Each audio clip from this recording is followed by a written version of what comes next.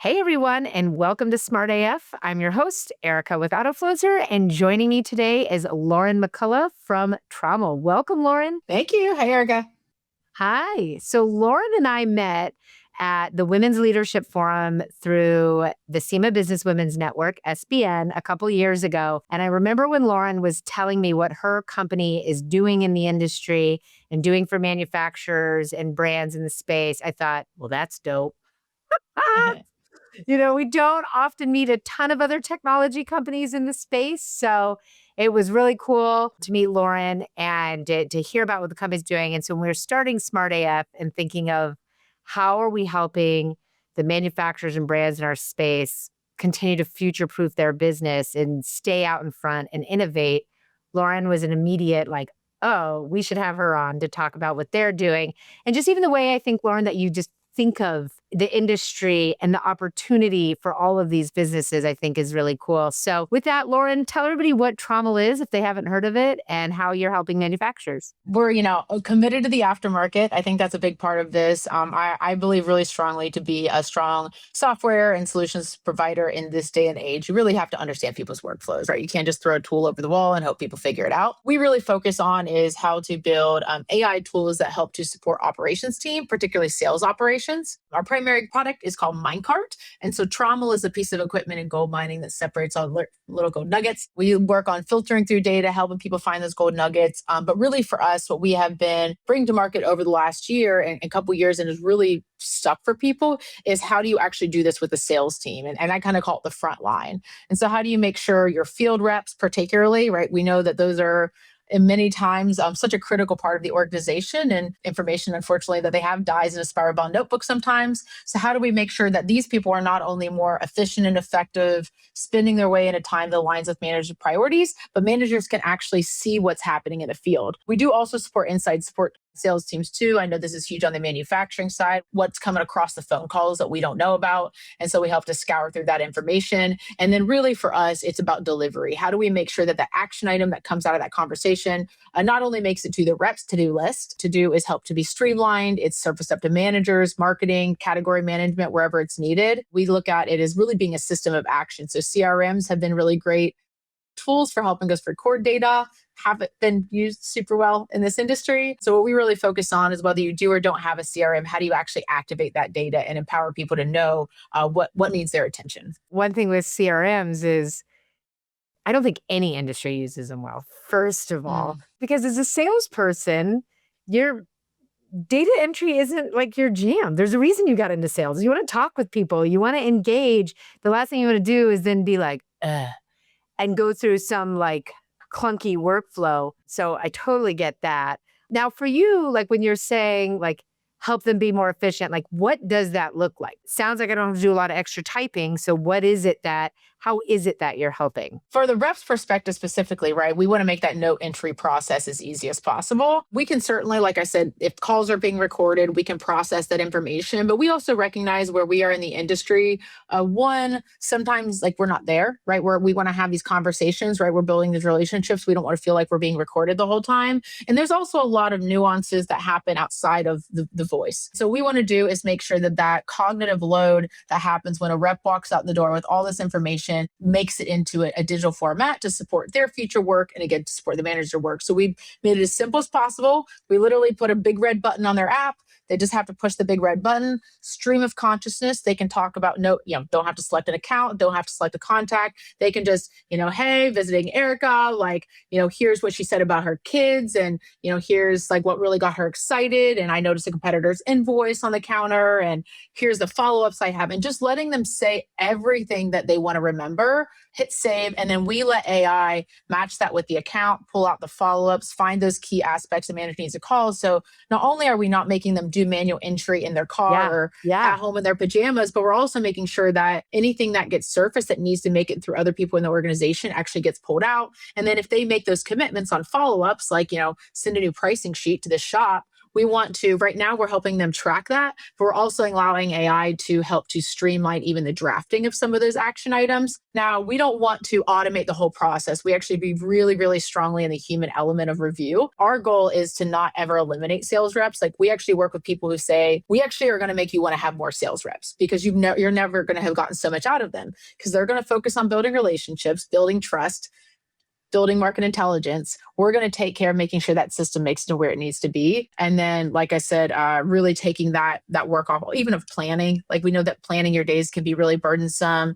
Trying to prepare for meetings, going through Power BI dashboards can really be burdensome. Orchestrate that information to a simplified way that supports the rep and I want them to spend 80-90% of their time talking to customers, right? That's amazing. They don't Yeah. need to be doing administrative work. A thing that's become really popular with kind of hit or miss results has been drafting the follow-up, right? Using AI to write all the follow-up. Are you all helping with that? Is part of it like getting it started? And then, like you said, having a human review element? We do right now is we kind of do it in two pieces. So we allow them to see that follow-up and then we teach them how to draft it. One of the things that we're working with a couple groups on is how do you take that to the next level? And so how do you go in and find that pricing file and pull it in? But what we're able to do better than what someone might see in, like, if I just was doing this in Chat GPT, is we know you, we know the history of your customer, we know your brand of your business, we know how you talk. And that's the thing is people get really disappointed, I think, in like particularly like Copilot, right? Like it's just very boring, it's very generic. It's not still that we're going to get them 100% of the way there, but because if we've allowed for the reduction of friction for them to get all the information out of their head, including the banter, right, that happened in the beginning, now we can do a much better job drafting those follow-ups. And at the end of the day, our goal is to just get them closer to execution. I think it's going to be a long time before we want to start automating any of these sends of it because we want that human piece and that human touch because it's how you show the customers you care by not automating these things out. But what we want to do is all that burden, like if a rep spends 20 minutes going out trying to find a file to send a customer and we can find it and have it queued up for them, that's where we want to provide that support on automation. I love that take on it too, Lauren, because I think there's something, especially when people aren't deep in AI and using it all the time, there can be a misconception of like, well, AI can just handle it all. And we're seeing it play out, right? Starbucks just scrapped this AI inventory system because it was constantly wrong and they spent so much money, right? You see it all the time. I've had it with people sending me AI emails and I'm like, we just scheduled a call because it's like, hey, we haven't talked in a while. I'm like, we literally just scheduled a call.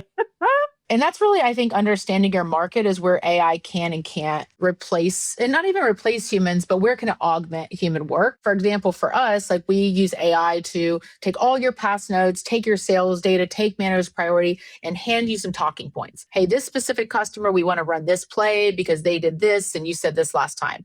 Now we're servicing that up to a customer or to a rep. We're not telling the rep what they have to say. At the end of the day, like we want reps to use their discretion, especially these top folks, right? And now the managers can see, hey, I keep telling people to run this play and they're not running it, but they're taking really good notes around this thing. Well, now they see, right? And then the machine can actually learn that. So AI is really good as suggestion engine, but it's not always great as a decision engine. That's such a great point and in something for everyone to hear, right? Because you do have so many tech companies that are wanting to take it full boat one way or telling people that it can be only for that to get pulled out, which is a very painful process. Because I'm assuming, when you all come in, now, do you have only certain CRMs you work with or how does that work? So we work a lot with like the Salesforces and HubSpots and stuff, particularly because they do a lot of things. They're marketing tools, they're all this other stuff, and people have an embeddedness in them. Now, there are some times where companies come in and have a CRM that's really just a note-taking tool for them. And in that case, we can kind of replace that and we'll work with, do email marketing, we'll work with their Klaviyo tool. Like we'll work with these other tools to augment them on. So we definitely don't see ourselves fitting in a CRM bucket. We will play well with them because many organizations use them for other things. It's really based on client demand and stuff. I think really what we see, especially in the distribution side, is a lot of people, because the CRMs were working, they have like a homegrown tool. Oh, I fill out a form and I enter into a SQL database. And so in that situation, I'm like, great, that's your system of record. We will make it easier to get information in and out of it. Like you keep that, right? Because they have reporting and stuff that runs out of there. And so we really are willing to work, particularly if they have their own database. Like that's actually a pretty good setup for us. For you, I have to think maybe some people, especially right now when we're talking about with AI being, like, oh, yeah, I can just do it all. And then they realize it can't. Do you have people? Because I've had this a couple times with our software, where people being like, oh, well, we're building something like that in house. And then, because maybe they've got a cousin or a team member who's their web manager and they're out there Yeah. vibe coding. And you're like, oh, that's cute, right? Like, what is your comeback when people are like, oh, well, we're building something like this in house. We got a guy. I think it depends on what they're doing because like there are some tools and some workflows that they can build. And like there's a couple times where we've taught people how to do some of the more simplistic versions of what our software does and just, we'll teach you how to fish. You want to own the stock, like that's fine. The challenge becomes is, and you've probably seen this, it's really easy to build a tool when your data's perfect. It's much Right. harder to actually implement this software in production. There's like tons of memes around that, right? Like what this looks like in our demo environment and sandbox, what this looks like in production. And that's what we've optimized for is that scalability, because you're right. You could spend a weekend and build a prototype of some of the different stuff we do. And then we'll see you in a couple months when this doesn't actually work as expected. For us, like the reason, we often people work with us isn't just because of what we're doing today. It's where they see we're going, right? We're always going to be on the front end. We're always going to be bringing in these new things and these new workflows. And so by working with us, you're not just buying a tool, you're buying a partnership. And that's something we feel really strongly because the world is changing and moving so fast. Like for a lot of folks, like, we'll help plug our tool in with Claude. And so, if they want to plan out their reps week, they can just we'll teach them how to yap into Claude. It'll orchestrate based on their priorities, all of the companies that they need to visit. It'll optimize the routes. It does all the work and that's fine. Like we taught you how to do it in Claude. Now, could you do this in another environment? Of course. But like we want to meet people where they're at because at the end of the day, even though we have software, like I said, really do want to be a partner to these folks. That thought of where you all are going, right? It's not where the product is right now. And the benefit you all have is you have a lot of different clients saying like, oh, hey, Lauren, it'd be cool if they could do this. Oh, hey, what about this? Thinking of things that one distributor or that one aftermarket company would have never thought of. You're pulling from a full industry of experience and thoughts and feedback. And it really is that diversity of ideas that make companies like yours only better. If a manufacturer is thinking about their data, right, and thinking about their tools and their systems, what are the questions that you think they should ask themselves to see, is a tool like Tromml something maybe they should be thinking about or looking at? Like, what are those things of like, oh, if this is happening in your business, you might want to think about something like that? Or, what do those look like? There's kind of two entry points that we see on both sides. One is, do you feel like you actually have visibility into the information you have? Right? Or do you feel like it's just data and noise? Like, do you actually have those key action points? And I think we've done a really good job in the industry and beyond of doing this on like the business intelligence. But business intelligence is also customer conversations. And that's where we see a lot of people really not tapping the power of their data, is recognizing like those are where those like leading indicators live, like what's happening on the front line every single day. And I think that where we really try to make sure people focus is that information even digitized? If it's not easy to capture and it's not digitized, like one of the recommendations I tell people, I'm like, start recording your calls. Unless you have a good reason not to, like start recording those call transcripts, because like we found that we need about a week's worth of data to start providing value.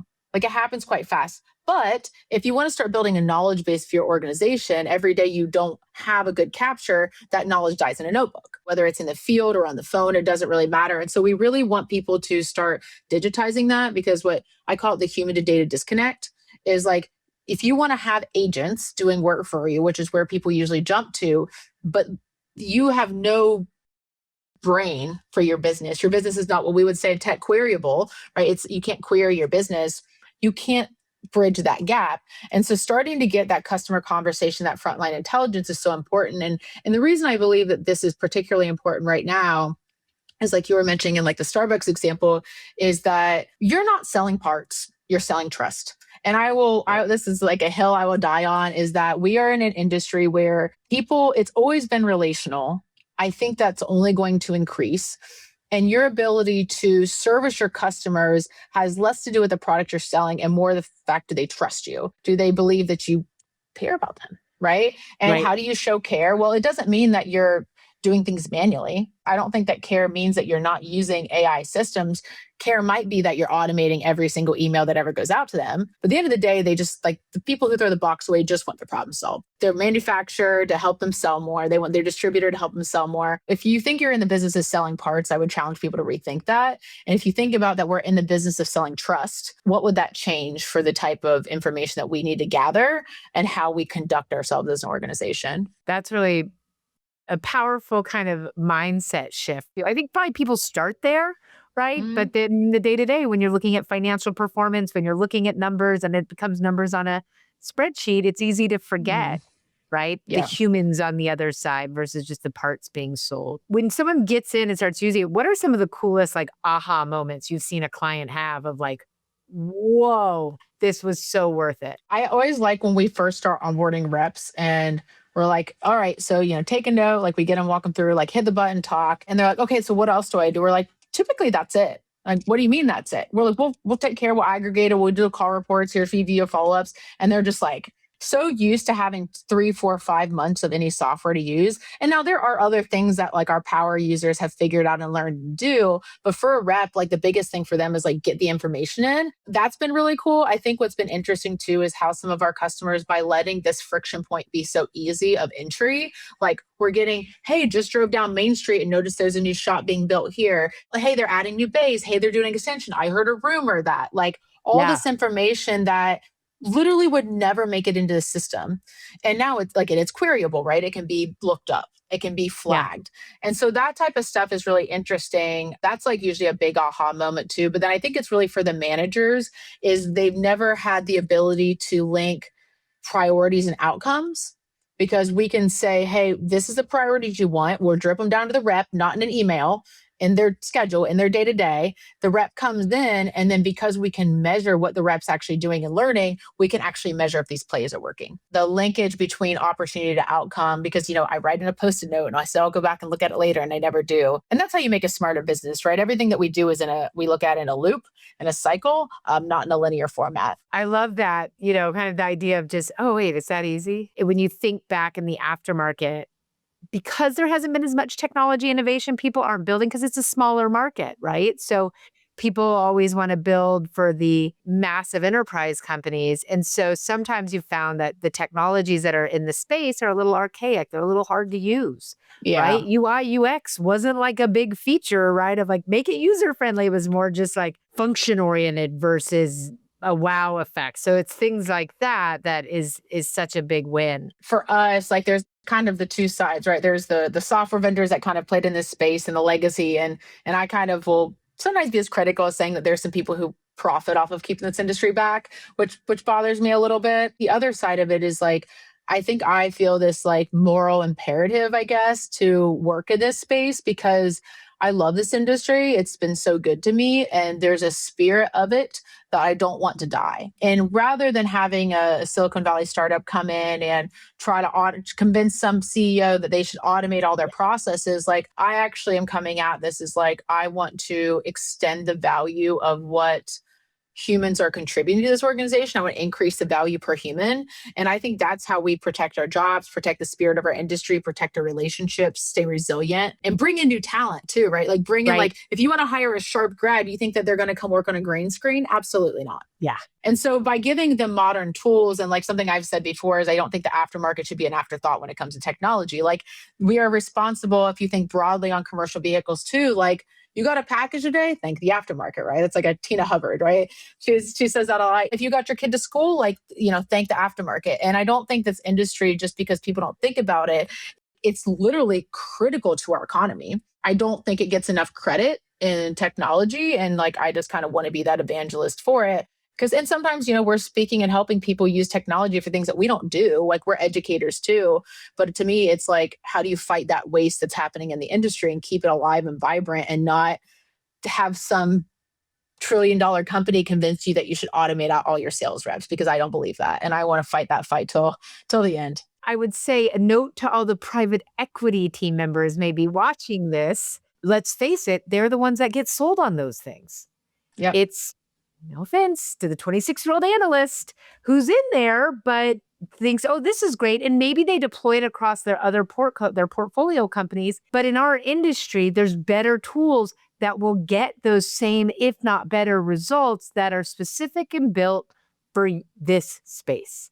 Right. And so I love that example because I think it gets missed. I see all the time PE company will bring in something to their aftermarket businesses, which maybe some of their other portfolio companies use, and it's a terrible fit for our industry. And it makes it 6 months.